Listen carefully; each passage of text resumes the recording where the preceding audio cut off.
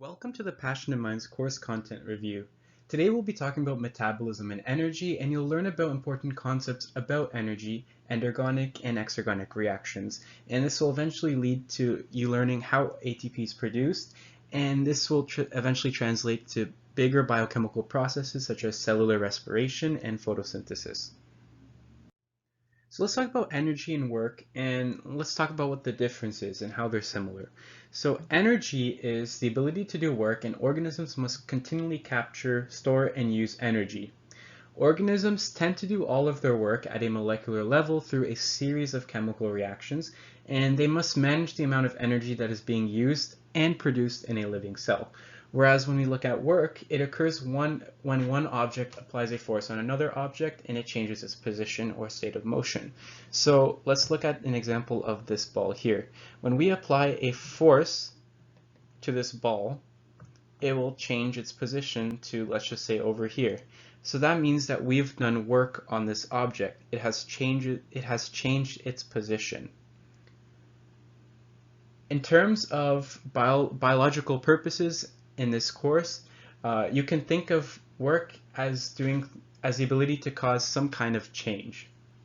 So let's talk about different examples of energy. So the energy associated with an object's motion is called kinetic energy. So for example, a speeding bullet, a walking person, or electromagnetic radiation like light are all examples of kinetic energy. But what is potential energy? Potential energy is the energy that is associated with an object because of its position or structure. So I often use the diving board analogy here to explain potential energy. So let's just say we have someone who's standing on a diving board and they want to jump into a swimming pool.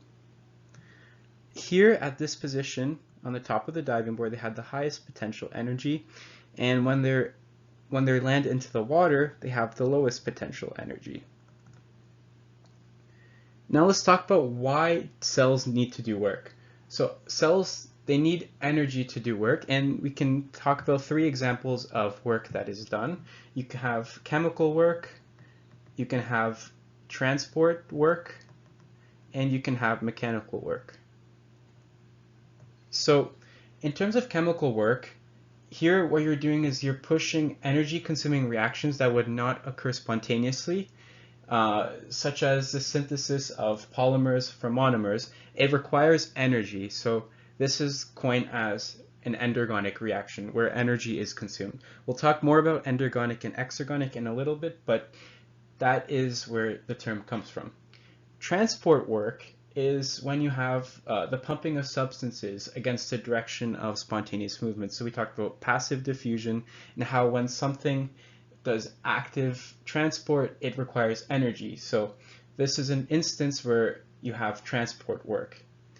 In mechanical work, we can talk about the beating of cilia and the contraction of muscle cells. And another instance would be the intermediate filament movement that occurs with chromosomes during cellular respiration. When we talked about the spindle fibers and mitosis, those are all instances of mechanical work that is happening within a cell. Another important point to bring up is the fact that energy can be converted from one form to another. So potential energy that's stored in the bonds of a gaseous compound, it can be transformed into kinetic energy that allows a car to race. So let's talk about metabolism. Metabolism is the sum of all anabolic and catabolic reactions in a cell or organism. More in-depth explanation of this would be that because your cells are constantly carrying out thousands of chemical reactions that need to keep the cell in your body as a whole and maintain proper homeostasis to be alive and healthy, you have reactions that are linked together in chains or pathways, and a sum of all of these reactions that occur are collectively called the cell's metabolism. Let's look more at this diagram here. So in an anabolic reaction, you're having smaller molecules that come together and you're putting in energy to make one larger molecule. In a catabolic reaction, you have a large molecule which will break up into energy that your body can use and smaller molecules. So cellular respiration is a catabolic process. Why? It's because you have glucose that breaks down and that releases energy for the cell to use. And as in all catabolic processes, cellular respiration, because it releases energy, you can harness that energy and use it for other reactions in the cell. What about photosynthesis? Photosynthesis is an anabolic process. Why? Because plants, they use energy from sunlight to convert carbon dioxide, gas, and water to sugar molecules like glucose, which can be stored in the plant itself, where some of this glucose is used in the plant, or it can be used as a food source for other organisms. So the reason why this is anabolic is because you have smaller molecules that come together to produce a larger molecule. Also, note that many metabolic reactions occur at the same time, and thousands of metabolic reactions are being carried out in your body at the same time, and they must be coordinated properly with one another and regulated carefully to keep an organism functioning properly.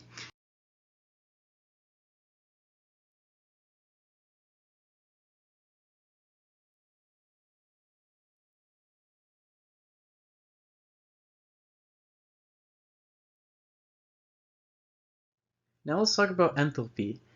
This brings up the important concept of the first law of thermodynamics. And the first law of thermodynamics states that the total amount of energy in the universe is constant.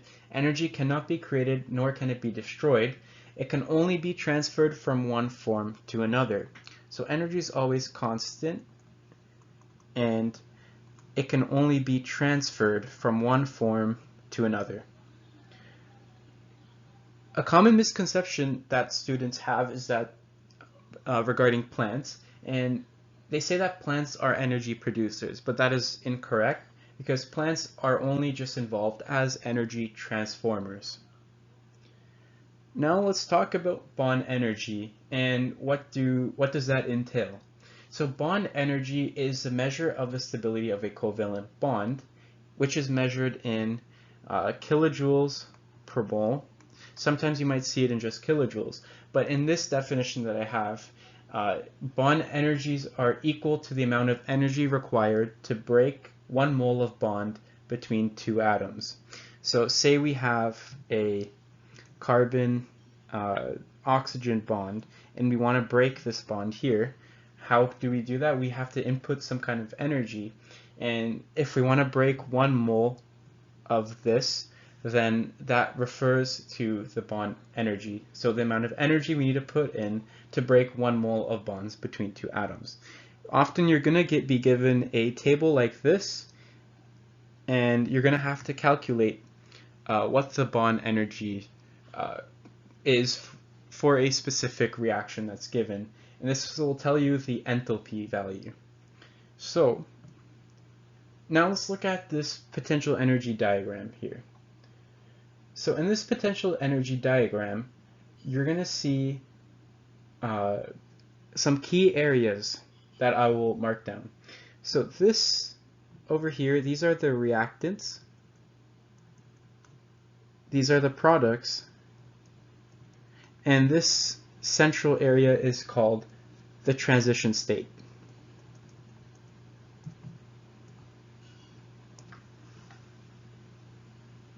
So energy is absorbed in this reaction when a bond breaks, and energy is released when the product bonds formed.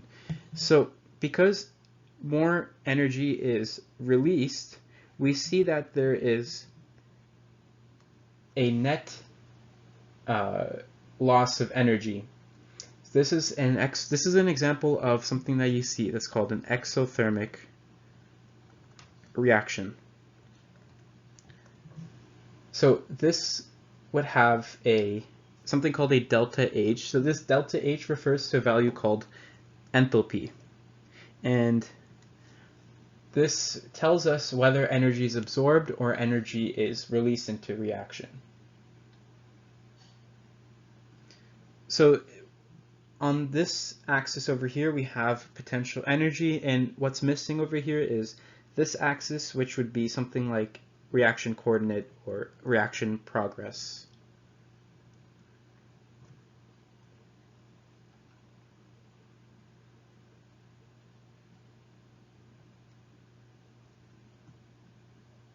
So now let's just talk about what is enthalpy. So based off what I said earlier, enthalpy is given this value here, delta H, and it refers to the heat absorbed or released from a system under constant pressure. So the heat that is absorbed or released, and I'll show you an example of a few graphs where you're going to see how energy is absorbed. In this example, you had energy that was being released, and this was coined as the exothermic reaction. Let's give a more biological definition to enthalpy. So enthalpy in biology refers to energy that is stored in bonds, and this change in enthalpy is the difference in bond energies between the products and the reactants. So enthalpy can either be positive or it can either be negative. And what this will mean is that here energy is absorbed and here energy is released. So just like in the last slide, I talked about a potential energy diagram that will explain this more in a visual sense. So here we have the reactants and we have the products. And in this axis we have potential energy, and in this axis we have reaction progress, or you might see it as reaction coordinate. So we have a baseline amount of energy in the reactants here. Let's just say that you gained energy in the products. And this has to mean that energy was absorbed to result in this higher energy value. So this results in a delta H positive value, meaning that there is a positive enthalpy value. This is coined as the endothermic reaction. In this graph over here, this is an example of an exothermic reaction, and we talked about it in the last slide. You have the products with less energy, meaning that energy must have been released in some form. And once again, we have potential energy in this axis, reaction progress or reaction coordinate in this axis, and you're going to have a negative delta H value and a positive delta H value. Right? Negative refers to being released, and positive here refers to energy being absorbed. Now let's look at this diagram over here, and we'll talk about a little bit about the equilibrium aspect and its effect on position of an exothermic reaction or an endothermic reaction. So when you're going in this direction, you see that this is an example of an exothermic reaction. And let's just say this was your starting point and you wanted to end over here. That means that the reaction is going this way. Here you see that energy is actually being absorbed, so that in this direction you would have an endothermic reaction. So in terms of a reverse reaction, it would be endothermic because more energy is being absorbed, and if you're going in the forward reaction, it would be exothermic because more energy would be released in a bond. Now let's bring an important general concept. So molecules, they are attracted to one another, but this extra energy that they have helps keep these atoms together, and this energy is used to create a bond where energy is stored and active within the covalent bond. In general, when we look at reactions, molecules, they are attracted to one another, but we need some kind of input of extra energy to help keep these atoms together.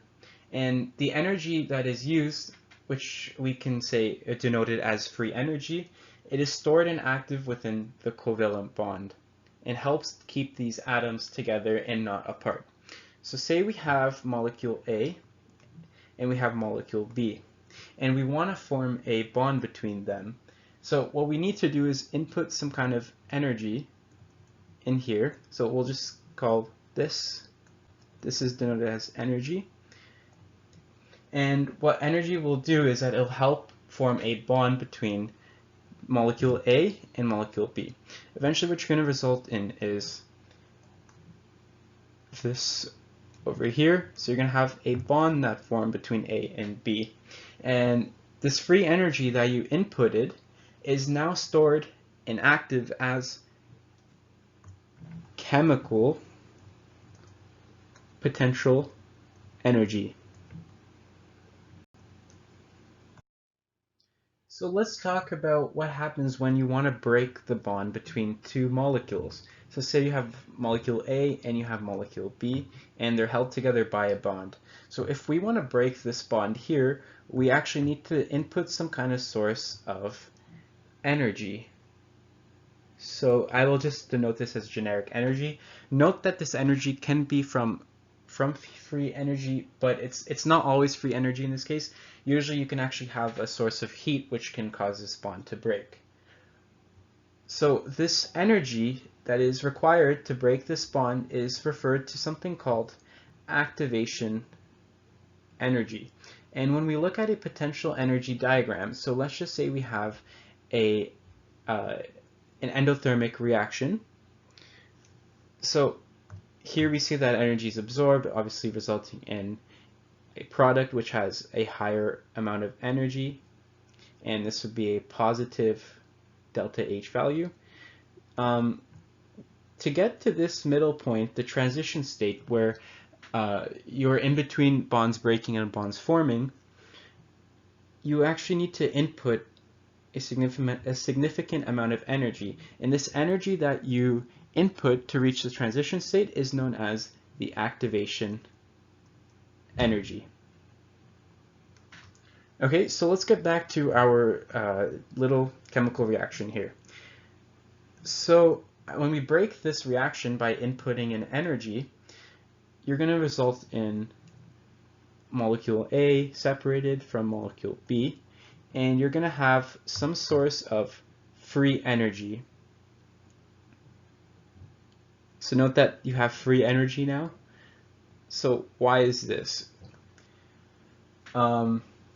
Basically, the free energy that you had stored in the bonds, right, like we saw on the last slide, that is released once the bond was broken, and that's released as free energy. And this can now be used by the cell to do the creation of new bonds. Note that this energy does not have to be the same as this energy that you inputted here. Like I said before, this can either be from a source of heat, and this doesn't always have to be free energy.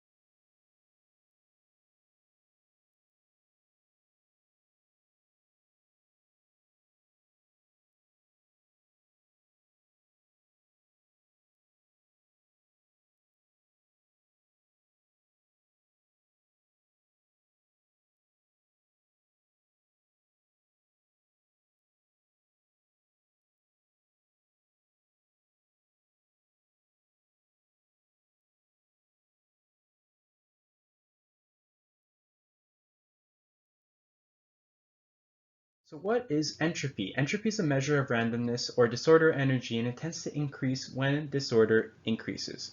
So in terms of this concept, please denote that there's a difference between entropy and enthalpy, and note the difference in spelling between them, because sometimes I've seen quite many people confuse the difference between these two concepts, just because of their close related sounding and pronunciation.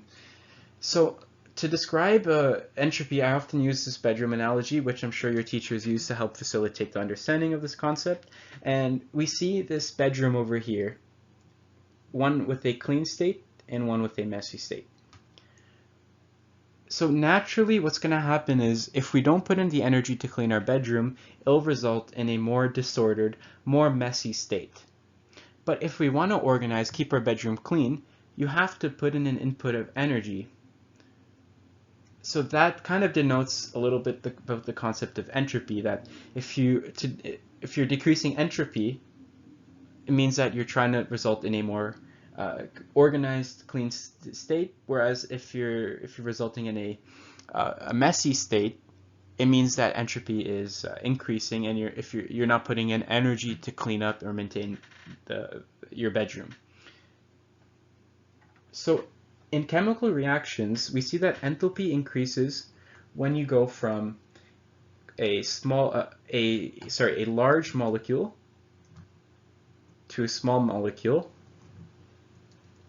right? So we've seen that with catabolic reactions, where you're breaking up a large molecule to end up with a smaller molecule. Sometimes you're going to see this with going from a solid state to a liquid state. You're going to also see this with a liquid state going to a gaseous state. And finally, when you have a solute, that goes with its concentration gradient. So a solute going with concentration gradient. Now let's look at the second law of thermodynamics and what that entails. So here, I'll just read this out, but the entropy of the universe increases with any change that occurs. So this means that the entropy in the universe tends to always increase within any change. Note that the importance of any change. Usually entropy will always increase naturally. But naturally, our universe will go from an ordered state to disordered state. So, right, naturally, when you're cleaning up your bedroom, you're putting in energy to clean it up. But if you don't put in energy, you're going to result in a more messy, disordered state. So let's look at this diagram here more in depth now. So the entropy of the universe, it will always increase for a spontaneous process. And so when we're looking at this diagram here to best depict that, I talked about how cellular respiration is an example of a catabolic reaction where you're breaking up a large molecule to result in smaller molecules and energy. So energy is in the form of ATP, which your cell uses to facilitate many reactions. So because you're producing a smaller molecule, you're going to result in an increase in entropy. And say you want to build a macromolecule. So building a large macromolecule from small components is an example of an anabolic reaction, right? You're going from a small molecule to a big molecule. Note that you do see a decrease in entropy when you're building an organized structure because you're putting in energy. However, you needed to create a lot of free energy to do this, right? It takes up a lot of energy to create a large macromolecule, and that results in a net increase in entropy.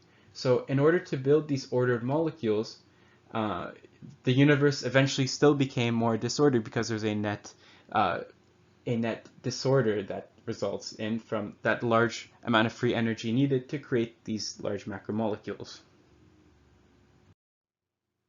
So let's talk about Gibbs free energy and spontaneity. So recall that the second law of thermodynamics says that the entropy of the universe always increases for a spontaneous process. A spontaneous process is one that occurs without the addition of external energy. So recall that in entropy, if we want to decrease the entropy, we're going to input energy.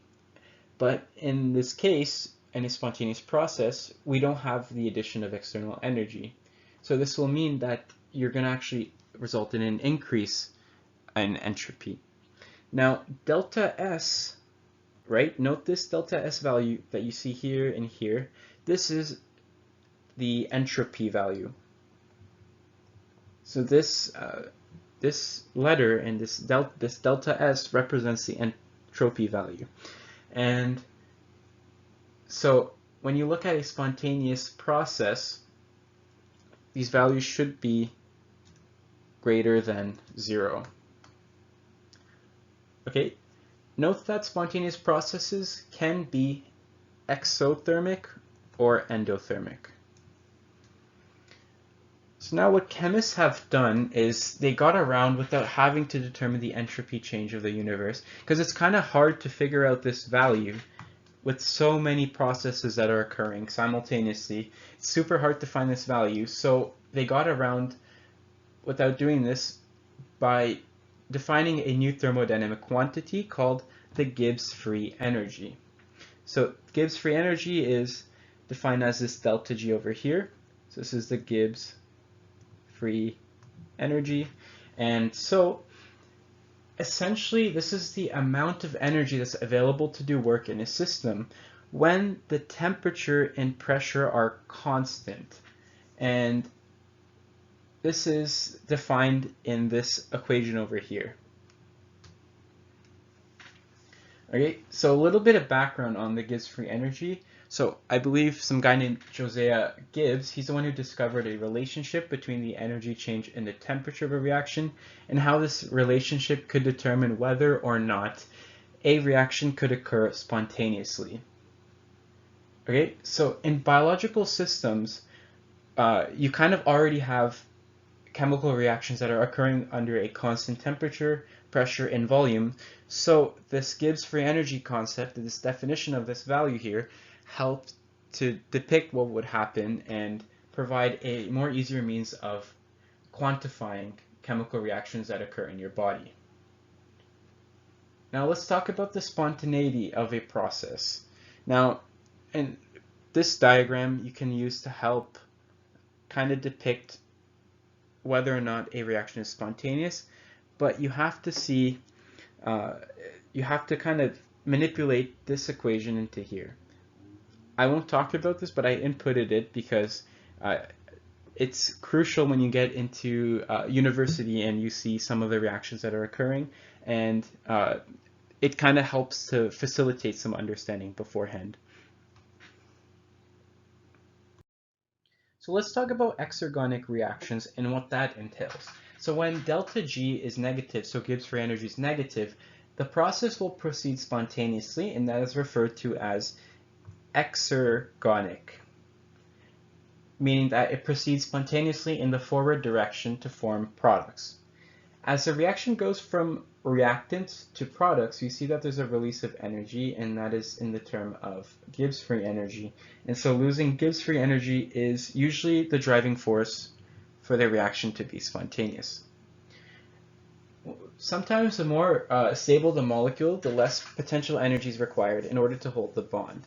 If the product is more stable, so we see here that the product is more stable, then you're going to see that more energy is released during the reaction, and that the fact that you're losing Gibbs free energy makes it that is the driving force of the reaction, and that is why it is spontaneous. Now here we see that delta G is less than 0, meaning that the Gibbs free energy value will be negative, and this means that the products will have less free energy than the substrates. Why? Because when you break down, you're producing free energy that can be used for other coupling within reactions, other coupled reactions. Exergonic reactions, like I said, they're spontaneous because they occur without the addition of energy, and spontaneous reactions do not necessarily occur quicker relative to other reactions. So that's an important misconception that I just brought up. Spontaneous reactions do not necessarily occur quicker relative to endergonic reactions, which I'll just talk about in the next slide. So in an endergonic reaction, we see this diagram here, and we see that I flipped this diagram over here because I wanted to bring apart just an important concept about microscopic reversibility. But first, let's define an endergonic reaction. So an endergonic reaction occurs when delta G is positive. This means that there was an input of energy, and because delta G is positive, it means that the products will have more free energy than the substrates. So the process here in this graph is endergonic, and it is not spontaneous in the forward direction. So it is not spontaneous in the forward direction. Instead, it will proceed spontaneously in the reverse direction to make more starting materials. So that's why I flipped this diagram around to show this concept here, that it will proceed spontaneously in the reverse direction to make more of the starting materials. Why? Because it's more stable. So I'll just make this clear. This would become the reactants instead, and this would become the products.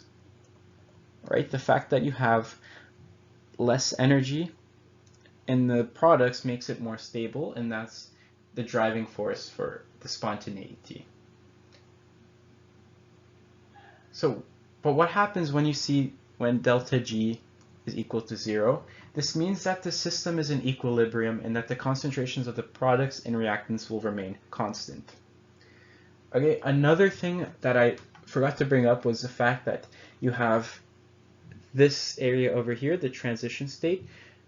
So this is usually denoted by TS, or this double dagger over here. This represents when the part where you have bonds being broken and released at the same time. Bonds being broken and formed at the same time. And this is an unstable state. So when you reach the transition state, the reactants become very unstable, and this will allow the necessary bonds to be broken or made more easily.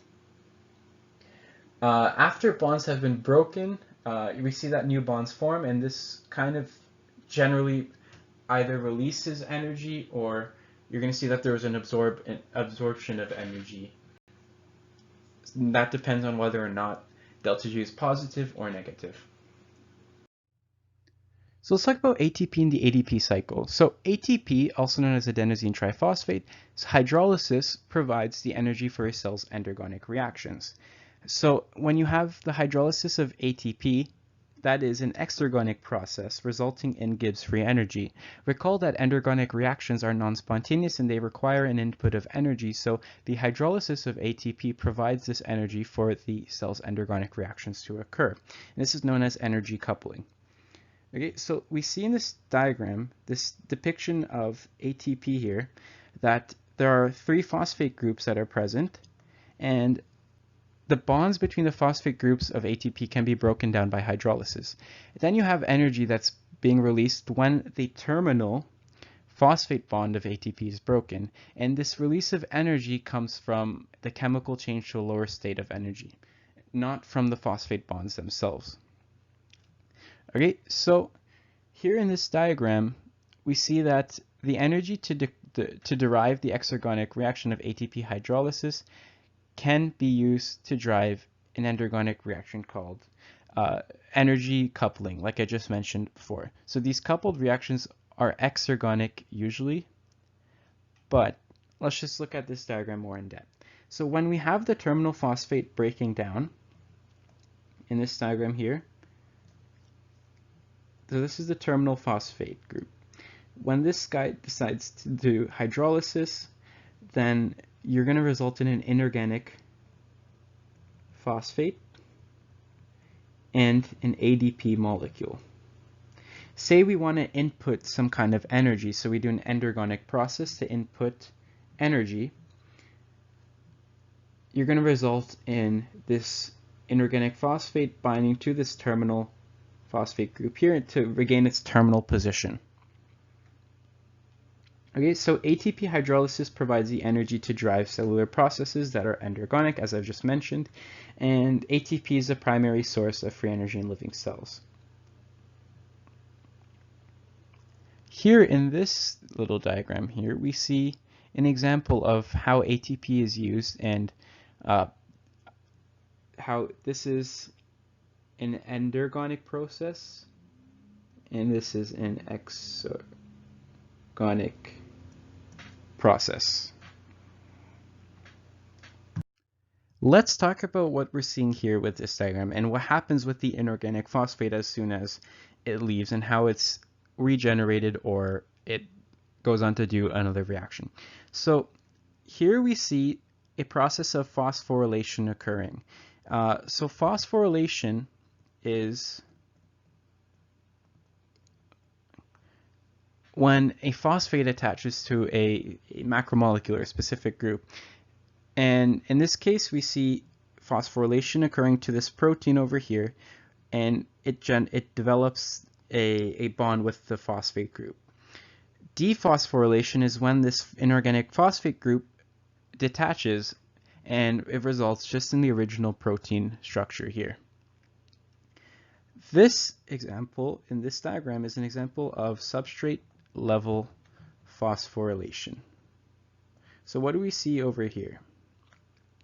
In substrate level phosphorylation, usually there's a mechanism that's used to form ATP directly in an enzyme catalyzed reaction. What we see specifically over here is that the inorganic phosphate is removed from the protein and that is attached to ADP to make ATP. So you're actually regenerating ATP.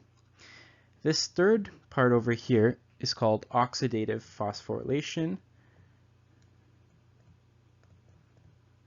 which we'll talk about more when we get to the electron transport chain and cellular respiration.